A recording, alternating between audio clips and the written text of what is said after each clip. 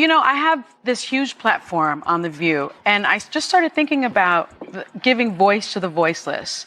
I said to my husband that, the language is inappropriate. It's not acceptable.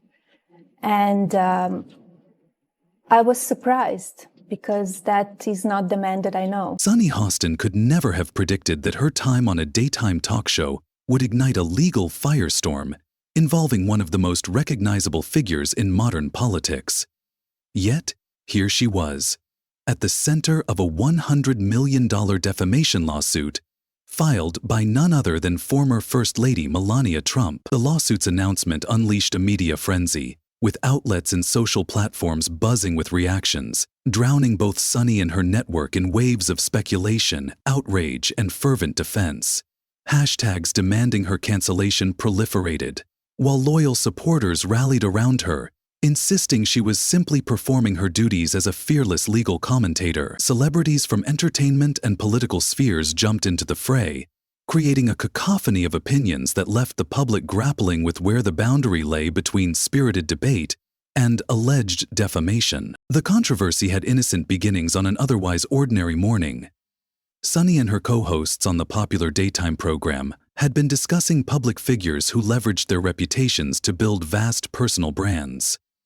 Initially, the discussion remained broad, touching on celebrities, influencers, and political icons alike. The panel dissected whether a polished public image always reflected an individual's authentic self, keeping the tone light and engaging. Predictably, the conversation shifted toward Melania Trump. Sonny, known for her sharp legal mind, began a nuanced analysis of potential risks in public branding. She highlighted how unverified statements or unfulfilled promises could lead to lawsuits or damage reputations. She framed the issue broadly, applicable to many public figures navigating the fine line between curated appearances and genuine accountability. However, as the segment progressed, the dialogue became more pointed and criticized the real issue. Sonny laid the general critiques on the table. Questions arose about Melania's philanthropic claims and the specifics of her post-White House activities.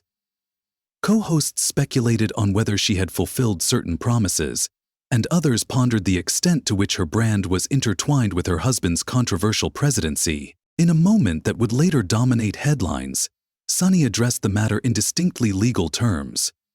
She suggested that knowingly false statements about philanthropy could potentially lead to legal consequences. Fans of Sonny had often praised her clarity in analyzing legal matters, including high-profile cases and Supreme Court decisions. But this time, critics felt her remarks veered into conjecture rather than analysis, accusing her of blending informed commentary with sensationalism. The atmosphere in the studio grew tense as the segment concluded.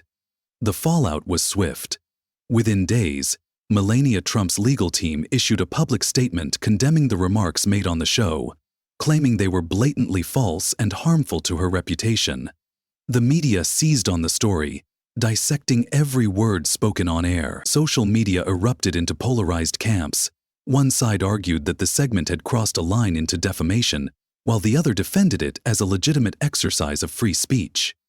Soon after, Sonny received notice of a $100 million defamation lawsuit. The lawsuit implicated not only Sonny but also the show, its production company, and other participants, including potential unnamed staff who contributed to the segment. ABC, the network airing the program, scrambled to address the fallout, convening emergency meetings to evaluate the legal and reputational risks. Defamation suits are not uncommon in the media, but the staggering sum demanded in this case reverberated across the industry, signaling Melania's intent to escalate the matter. The lawsuit fueled a relentless news cycle, with pundits parsing every detail and celebrities offering their perspectives. Sonny's colleagues found themselves navigating a delicate situation. Joy Behar, a longtime co-host, faced the challenge of supporting Sonny while avoiding statements that could be construed as an official position on the lawsuit. Meghan McCain, a former panelist, cryptically tweeted about the importance of verifying claims before broadcasting them, which many interpreted as a veiled critique of Sonny. Meanwhile, outside commentators like Kim Kardashian and Megyn Kelly weighed in, emphasizing the responsibility of platforms to present accurate information. Particularly when discussing prominent figures, social media became a battleground. Hashtag wars erupted, with Cancel Sonny gaining traction among detractors who accused her of injecting bias into a factual discussion. Simultaneously, I Stand With Sonny emerged, supported by those who viewed the lawsuit as a threat to free speech. Sonny maintained a composed public demeanor, asserting that her remarks stemmed from her professional expertise and were made in good faith. Privately, however, her inner circle described her as deeply shaken by the lawsuit's scope and the potential damage to her career and reputation. Behind the scenes, ABC executives deliberated over possible responses. Some advocated for an on-air apology to diffuse tensions, while others feared it might be interpreted as an admission of guilt, strengthening Melania's case.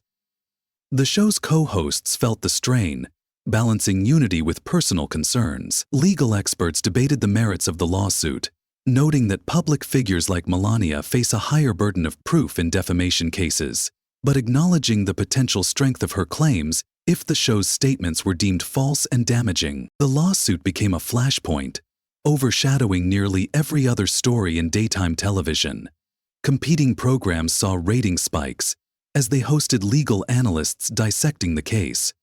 Advertisers reportedly pressured ABC to find a resolution, while rumors surfaced that other individuals felt unfairly portrayed by the show in the past, fueling broader scrutiny of editorial standards. After months of escalating tensions, reports emerged of a settlement.